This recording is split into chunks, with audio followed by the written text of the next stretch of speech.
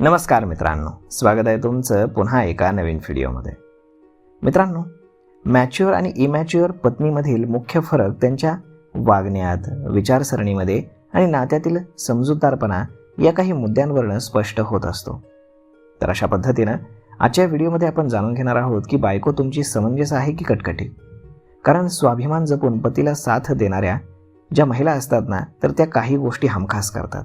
त्याच आजच्या व्हिडिओमध्ये आपण जाणून घेतोय. मॅच्युअर पत्नी तिच्या भावनांवरती नियंत्रण ठेवते आणि रागाच्या भरात चुकीचे निर्णय घेत नाही. याउलट इमॅच्युअर पत्नी छोट्या छोट्या गोष्टींवरून चिडते आणि आबोला धरते. घरामध्ये वाद झाल्यास मॅच्युअर पत्नी त्यावरती शांतपणे मार्ग काढते, तर इमॅच्युअर पत्नी समस्या सोडवण्याऐवजी दोष समोरच्याला द्यायला सुरुवात करते. मॅच्युअर पत्नी पतीला त्याचा वैयक्तिक वेळ, मित्र आणि छंदांसाठी हक्काची स्पेस देते, तर इमॅच्युअर बायको पतीवरती पूर्णपणे ताबा ठेवण्याचा प्रयत्न करते. मॅच्युअर बायको कौटुंबिक बजेट आणि भविष्यातील गरजा ओळखून हुशारीनं खर्च करते, तर इमॅच्युअर बायको उत्पन्नाचा विचार न करता केवळ स्वतःच्या आवडीनिवडी आणि शो ऑफसाठी हट्ट करत राहते. त्यानंतर पतीच्या कुटुंबाशी ती संवाद ठेवते, परंतु जर जमत नसेल तर भांडण न करता जेवढा जमेल ती तेवढा संपर्क ठेवते, परंतु वाद वाढवत नाही आणि आपलं जमलं नाही हे मान्य करते. परंतु मॅच्युअर पत्नी जी आहे तर ती मन मोकळेपणानं चुकांचा स्वीकारही करते. त्याच उलट इमॅच्युअर बायको अहंकारामुळे स्वतःची चूक कधीच मान्य करत नाही आणि स्वतःला ती नेहमी बरोबर आहे हे सिद्ध करण्याचा प्रयत्न करत राहते.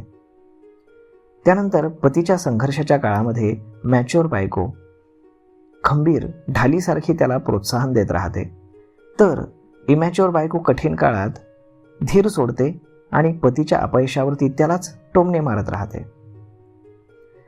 त्यानंतर मॅच्युअर बायको जी आहे तर ती नात्याला खंबीरपणे पुढे न्यायचा प्रयत्न करते, तर इमॅच्युअर बायको ही नात्याला सातत्यानं सांभाळून घ्यावं लागेल अशा आविर्भावात राहते.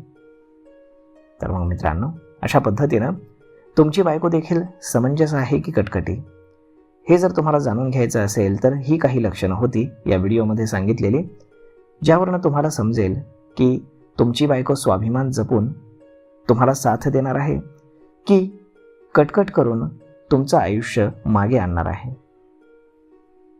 तर मग मित्रांनो, हा व्हिडिओ, ही माहिती तुम्हाला कशी वाटली हे तुम्ही आम्हाला कमेंट करून नक्कीच सांगा. आणि जर आवडली असेल तर आपल्या जवळच्या मित्रमंडळींसोबत देखील हा व्हिडिओ तुम्ही शेअर करायला विसरू नका. धन्यवाद.